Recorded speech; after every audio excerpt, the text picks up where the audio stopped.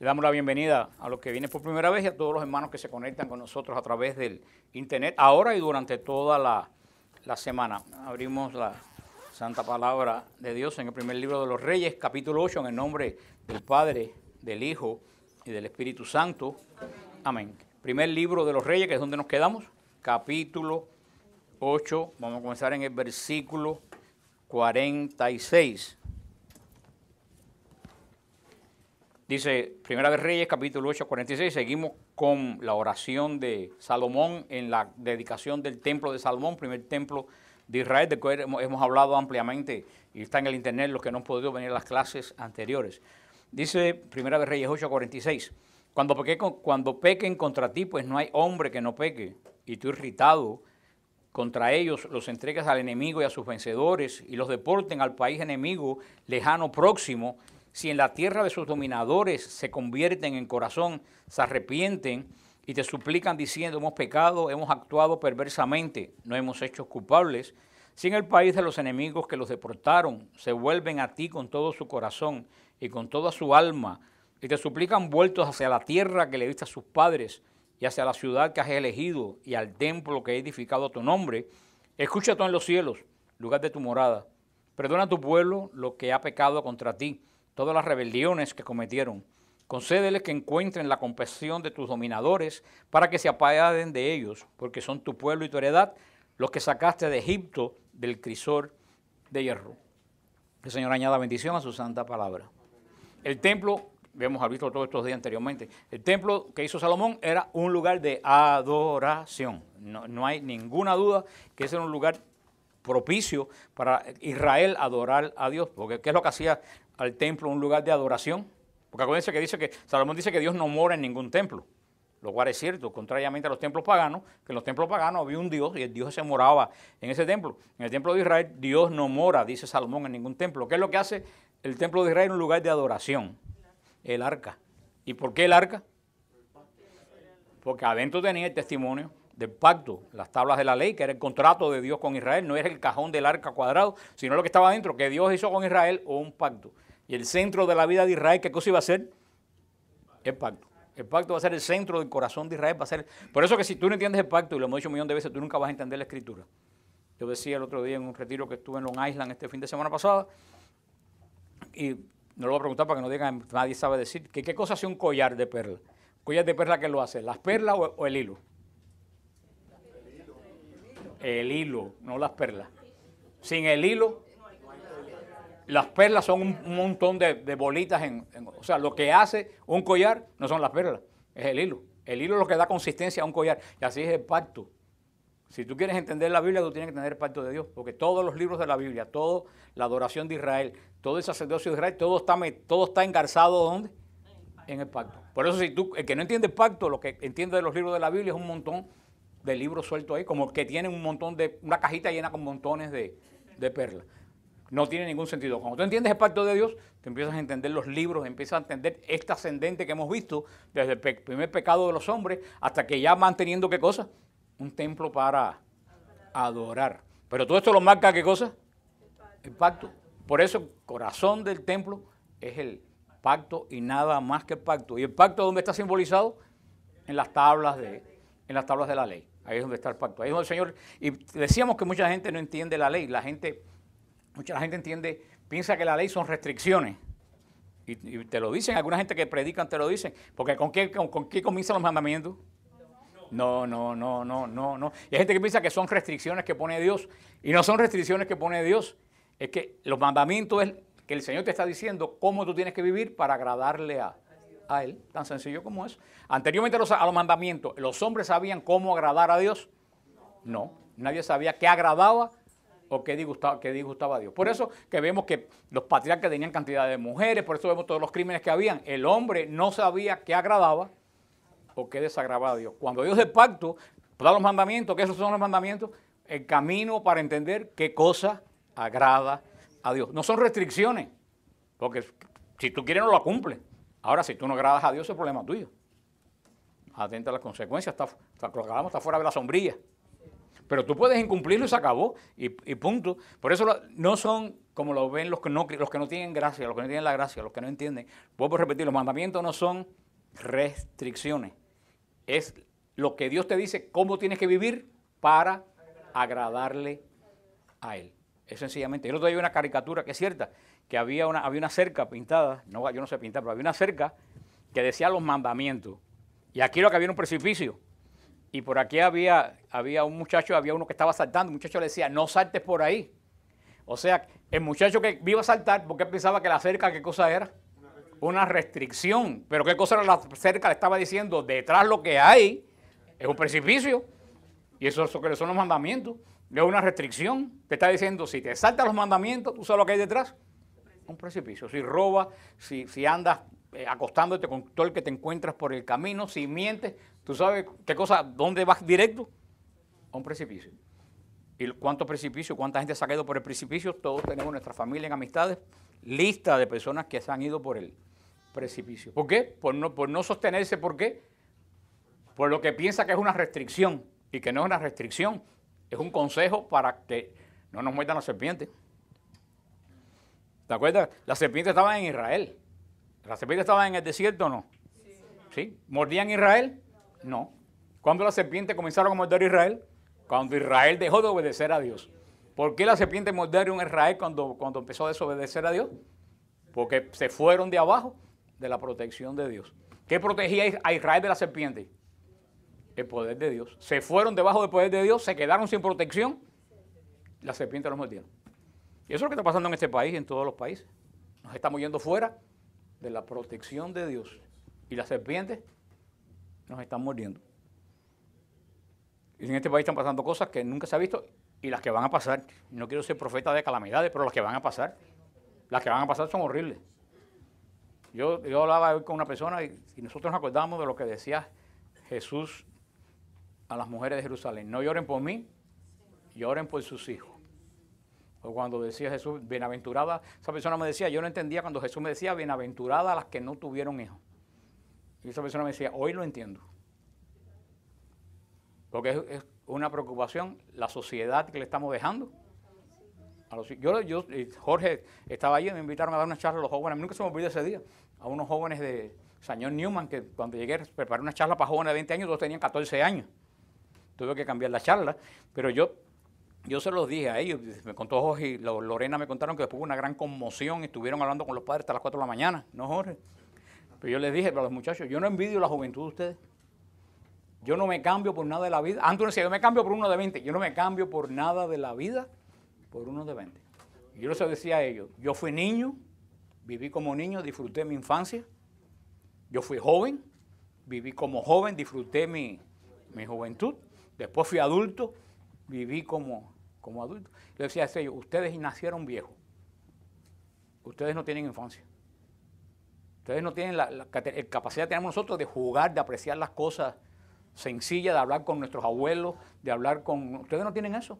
Y desde que tienen 14 años se pintan, se visten como mujeres de 30, se acuestan con los novios, llegan al matrimonio sin ninguna ilusión del matrimonio. Yo les decía yo no cambio la juventud mía en Cuba comunista. Yo no cambio mi juventud en Cuba comunista, que no teníamos carro, que no teníamos ropa. Yo no cambio mi juventud en Cuba comunista por los que tienen 20 años hoy en este país. Porque lo que les espera de aquí a 20 años, si el Señor no pone su mano y el pueblo se convierte, no soy nada optimista con él. ¿Por qué? Porque la nación se está yendo debajo de la protección de Dios. Y cuando una nación se baja debajo de la protección de Dios, todo lo que hasta ese momento Dios contenía, te cae encima. Porque Dios castiga. Eso no es castigo de Dios, porque Dios es el que te estaba amparando. Tú te fuiste de abajo del amparo de Dios. Y todo lo que Dios contenía, ya no está.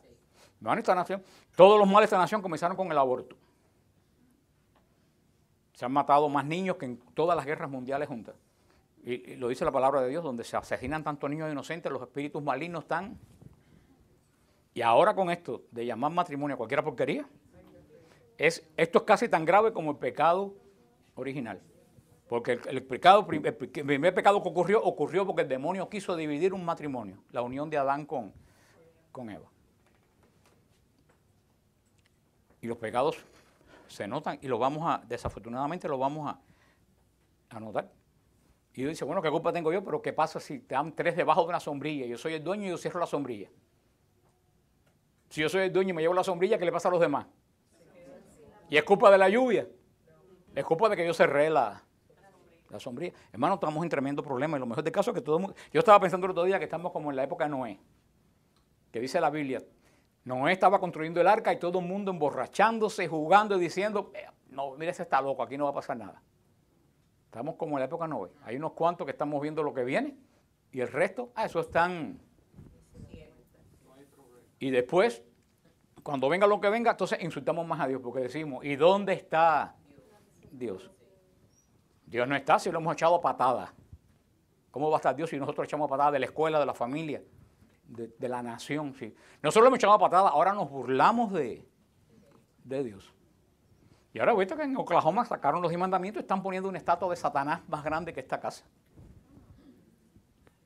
Ya creo que la pusieron ya, una estatua de Satanás en el Capitolio de Oklahoma, de donde quitaron los 10 mandamientos. Y estamos diciendo que ¿dónde está Dios?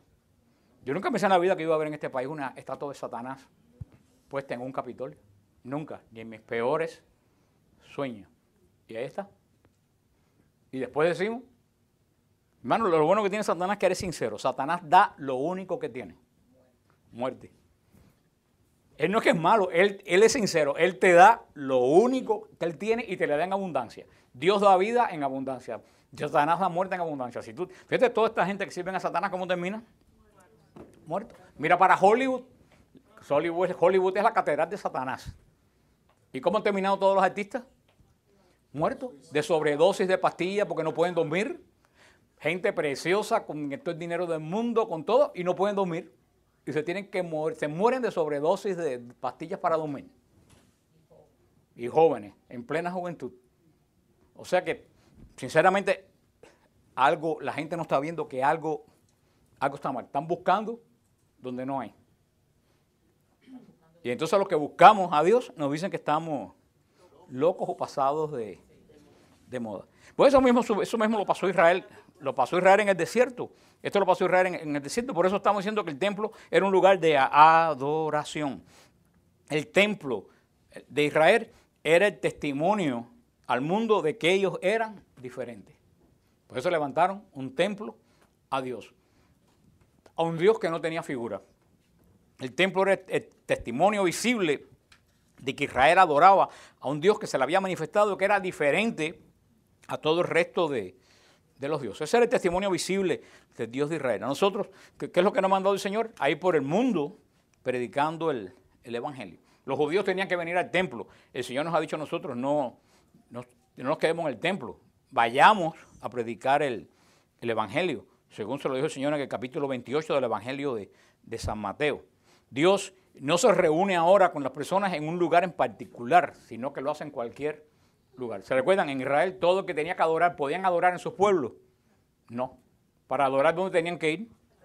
Al templo, porque estaba el altar de sacrificio, que era el único altar de sacrificio, y el arca con el pacto. Por eso Israel, la sinagoga no era lugar de adoración, la sinagoga eran casas de estudio. Por eso Israel, si alguien quería adorar, si alguien quería cumplir una promesa, si alguien quería pedir perdón por los pecados, ¿a dónde tenía que subir?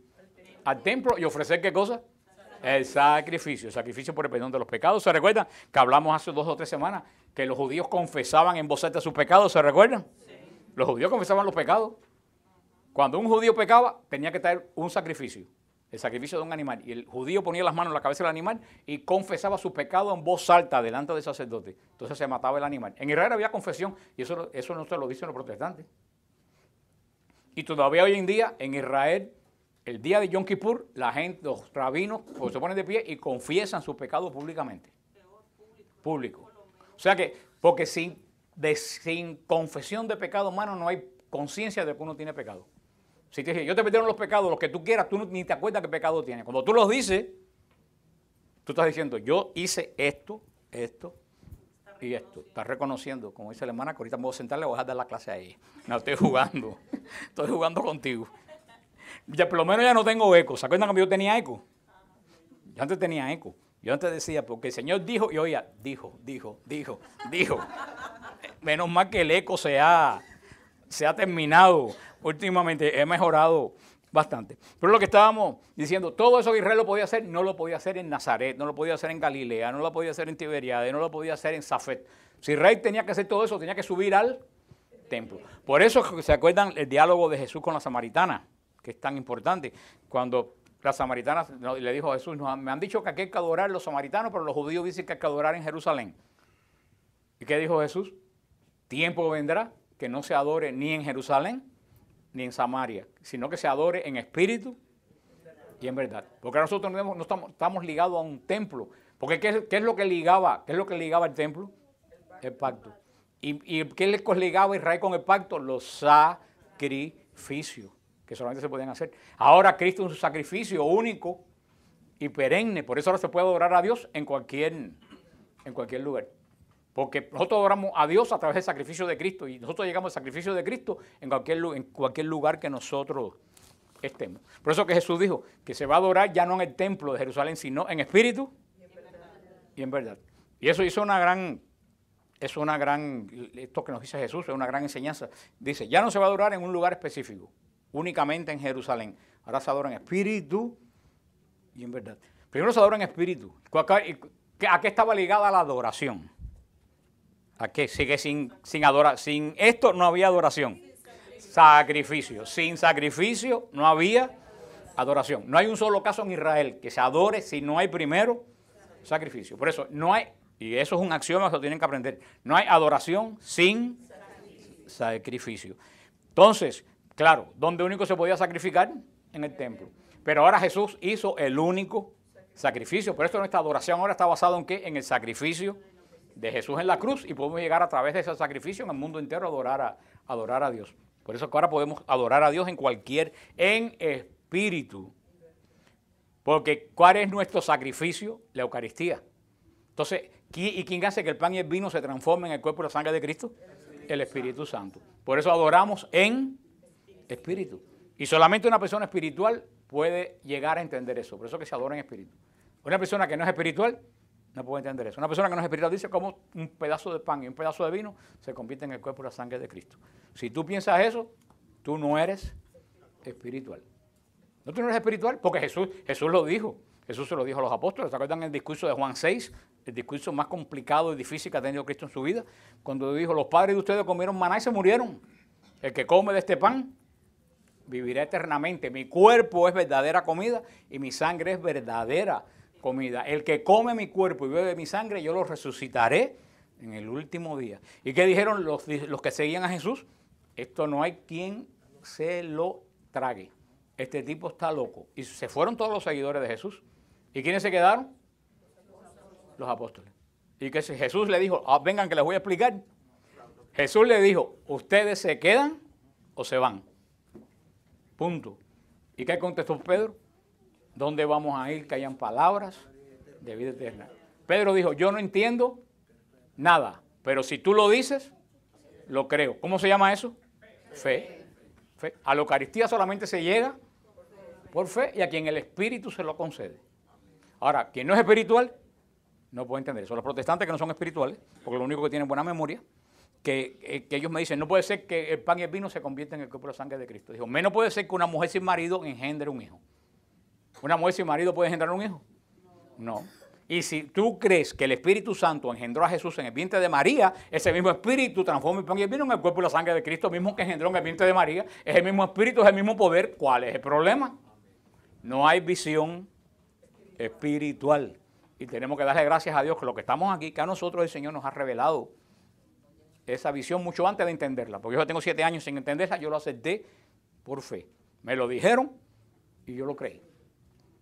Eso es fe. Eso es fe más grande que la de un teólogo. Por eso nosotros no adoramos en el aire. Yo veo a los protestantes adorando y lo que tienen delante es el pastor parado. Nosotros adoramos delante de la Eucaristía, que es el sacrificio de Cristo en la cruz. Por eso que tenemos adoración, porque nuestra adoración está ligada al sacrificio. Por eso que es la única adoración que existe sobre la tierra. En el retiro que tuve en Long Island esta semana decían, entonces yo no puedo adorar en mi casa. Yo decía, no, estás confundiendo dos cosas. Yo me estoy refiriendo a la adoración de toda la congregación del pueblo de Dios como Israel adoraba en congregación. Ahora, tú en tu casa puedes adorar a través de ¿qué? Del sacrificio de Cristo en la cruz. Pero cuando estoy me refiriendo a la adoración del domingo, a la congregación que se reúne alrededor del sacrificio. ¿Quién lo hace? El Espíritu Santo. Y en verdad, porque nosotros no estamos adorando algo abstracto, estamos adorando algo que estamos viendo. La gente, los protestantes están orando con los ojos cerrados porque no tienen para dónde mirar. Ahora si ustedes, si esto fuera una congregación protestante, y yo digo que esta es la adoración del domingo, y ustedes están adorando a Dios, ¿qué es lo que están mirando? A mí. Por eso tienen que cerrar los ojos. Pero cuando nosotros en misa adoramos al Señor, ¿qué es lo que estamos mirando? A Cristo encima del altar, sacrificado en forma de pan y de vino. Tenemos que darle gracias a Dios que tenemos esa adoración. Bendito sea Dios que nos ha abierto los ojos para nosotros poder entender ese misterio que a otros que saben más no se lo ha revelado. Por eso sigue diciendo en este capítulo que estamos todavía, Salomón en el versículo que vimos 46, si pecan contra ti y tú airado contra ellos los entrega al enemigo para que los lleven. Salomón sabe bien claro de que Israel va a pecar y por eso se lo dice. Si ustedes pecan, cuando Israel pecaba, ¿contra qué Israel estaba faltando? Contra el pacto.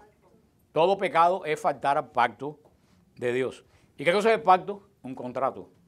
En un contrato hay estipulaciones de parte de quien ofrece y de parte de quien recibe.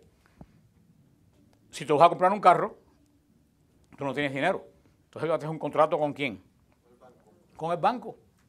A través del dealer. El banco se compromete ¿a qué? A poner el dinero que tú no tienes. ¿Y a qué tú te comprometes? A pagar las cuotas el día que te lo dicen. Ahora, tú dejas de pagar las cuotas. ¿Qué pasa? Viene la grúa y te lo lleva delante de todo el barrio. Y entonces, ¿quién es el culpable? ¿Tú o el banco que es un sinvergüenza? El banco incumplió. El banco te dio el dinero que fue lo que él estipuló. El que rompiste el contrato, ¿quiénes fuiste? Tú rompiste el contrato y te llevan el carro. Israel y Dios tenían un contrato. ¿Quién rompió el contrato? Israel. Dios le quitó la bendición que llevaba el contrato. Como que se lleve el carro. ¿Quién es culpa de Dios? ¿Dios le falló a Israel? No. Israel le falló a Dios. Entonces vinieron. ¿Cuál era la cobertura? ¿Cuál es la promesa de Dios? Te voy a dar una tierra para ti donde emana leche y miel. Rompieron el pacto de Dios, vinieron los babilonios y desbarataron el reino de Israel y desbarataron el templo. ¿Tú no cumpliste? La protección mía sobre ti se fue. Y Salomón sabía que eso iba a pasar. Por eso que en esta plegaria dice que si tu pueblo se aparta de ti, Dios nos evalúa a cada uno de nosotros. Y Salomón estaba bien seguro de que Israel iba a pecar. Por eso no podemos decir yo no tengo pecado. Porque el mismo San Pablo en versículo 3 de Romanos, versículo 23, capítulo 3, versículo 23, decía, por cuanto todos pecaron y están destituidos de la gloria de Dios. O sea, todos vamos a pecar. El que te diga que no tiene pecado es la persona más peligrosa que hay. Cuando alguien te diga que no tiene pecado, ponte lo más lejos posible de esa persona. Porque el que te dice que no tiene pecado, ¿tú sabes qué es lo que ha perdido? No. El que no tiene pecado ha perdido el sentido de lo que es bueno y de lo que es malo. Y una persona que pierde el sentido de lo que es bueno y de lo que es malo, es la peor persona que puede existir en la tierra. Todo le parece bien, todo él lo maneja a través de qué patrón? Del mío propio. Y eso es lo que tenemos. ¿Y cómo se llama eso? Pecado. Eso es el pecado, ese es el pecado original. Lo que estamos hoy el hombre se está haciendo y lo que se predica por la televisión es el pecado original. Ahora Satanás lo está predicando por las vías de comunicación y llega al mundo entero. Porque ¿qué fue el pecado original? Satanás le dijo al hombre, no le hagas caso a Dios, decide tú lo que es bueno y lo que es malo. Dios no quiere que tú seas libre, por eso que Dios no quiere que tú decidas, decide tú lo que es bueno y lo que es malo. Y ese fue el pecado original, cuando el hombre decidió por sí mismo lo que es bueno y lo que es malo, sin contar con Dios. Y de ahí vinieron todos los problemas del mundo. ¿Y qué es lo que te dice hoy la televisión, la escuela, a todos lados? No, si no hay nada malo, nada bueno, haz lo que a ti te sienta bien. Si tú te sientes bien, hazlo. Sin saber que lo que a ti te puede hacer sentir bien puede ser un daño terrible para otra persona. Porque a ti te sientes bien, estando casado con 4 hijos, irte con otra mujer, si a ti te hace sentir bien, vete. ¿Quién sufre? La familia, los hijos, las generaciones que vienen. Todo pecado conlleva daño hacia otra persona. Cualquier tipo de pecado. Por eso es que Dios dijo, yo pongo las reglas de lo que es bueno y de lo que es malo.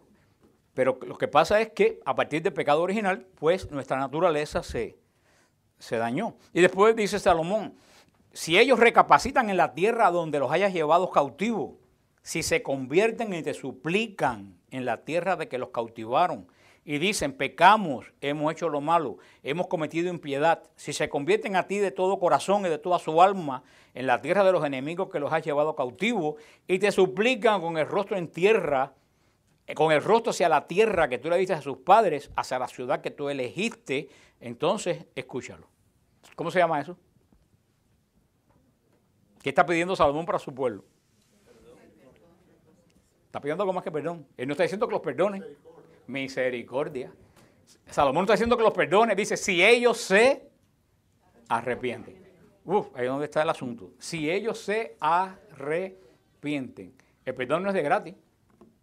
Para que haya perdón tiene que haber arrepentimiento. Si no hay arrepentimiento, tú no puedes perdonar. Lo pasa con el Señor. Si tú no te arrepientes de tus pecados, ¿tú puedes ir a la confesión? No. Entonces, para que haya perdón de Dios, tiene que haber arrepentimiento. Entonces, ¿cómo se llama el tiempo que el Señor nos da y nos da y nos da para que nos arrepintamos? Misericordia. Y hay que tener cuidado porque ahora viene el año de la misericordia, que yo le tengo terror, pánico, porque están haciendo de la misericordia una porquería. La misericordia no es que hagas lo que tú hagas, Dios mira para otro lado y te bendice. Dios no puede bendecir el pecado, porque si Dios bendice lo malo, Él también se vuelve malo. La misericordia sin la conversión es un llamado a tapar el pecado de los demás. Ah, no, tú eres un sinvergüenza. No, hijo, Dios tiene misericordia contigo, sigue siendo un sinvergüenza. Eso no es misericordia, eso es tapar pecado. Y eso es un pecado más grande todavía, eso es un sacrilegio. La misericordia, ¿a qué está ligada? A la conversión. Se lo voy a repetir. La misericordia que está ligada a la conversión. Entonces, la misericordia es el tiempo que en vez de la ira de Dios venir sobre ti ahora mismo por lo que estamos haciendo, el Señor te da tiempo y te da tiempo y te da tiempo. ¿Pero para qué te da tiempo? ¿Para que sigas pecando? Para que te conviertas. Entonces yo estoy viendo que hoy en día se está hablando de misericordia, misericordia, misericordia, pero no se está hablando de conversión. Y eso es un peligro muy grave. Y eso es lo que está todo el mundo repitiendo. No, yo no te juzgo. Espérate, no me estás diciendo el versículo completo. Jesús dijo, yo no te juzgo. ¿Qué dijo después? Vete y no peques más. Se estamos callando la segunda parte. Jesús no dijo, yo no te juzgo, sigue acostándote con cuantos hombres casados te encuentres por ahí. Jesús no dijo eso. Yo no te juzgo, yo no te condeno. Vete y no peques más. Eso es lo que es la misericordia.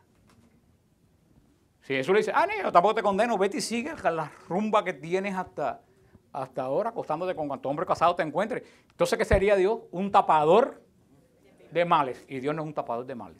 Así que este año la misericordia que viene, que yo creo que por lo menos ustedes y los que están oyendo tengan bien claro que Dios es infinitamente misericordioso, pero se lo dijo a Moisés, lento a la ira y abundante en misericordia. Dios es lento a la ira, pero cuando se acaba el tiempo, la ira de Dios viene, como vino sobre Israel. ¿Dios tuvo misericordia con Israel? ¿Sí? ¿Vinieron los babilonios, se lo llevaron y destruyeron Jerusalén? Pues claro que vino. ¿Por qué vinieron los babilonios? Porque los israelitas no supieron aprovechar la misericordia de Dios. Así que a los que vengan con este cuento, yo no te juzgo, como él dice, no, ahora están puestos la comunidad gay, está poniendo unos letreros que dice, Papa Francisco, yo no te juzgo. Le digo, falta la segunda parte, vete y no peques más. Vuelvo a repetir, Pues esto es muy importante. La misericordia no es cubrir tus pecados. La misericordia es que Dios tiene paciencia de esperar que tú te conviertas. Pero el día cuando se acabe el tiempo que Dios te da, viene el tiempo de la ira de Dios, como en la época de Noé, como en Israel. Cada vez que Dios le dio misericordia a Israel, primero, en la época de Salomón, vinieron los babilonios, se los llevaron. Volvió Israel, se volvió a olvidar del pacto, el Señor le dio misericordia. Vinieron los asirios, el Señor les dio tiempo para que se arrepintieran. Vinieron los romanos y ahí se acabó el pueblo de Israel para siempre, hasta el día de hoy. Porque el pueblo que había en Israel no es el pueblo de la época de Jesús. El Israel de hoy tiene que ver con el Israel de Jesús, como la Ciudad de México tiene que ver con los aztecas. ¿Sí?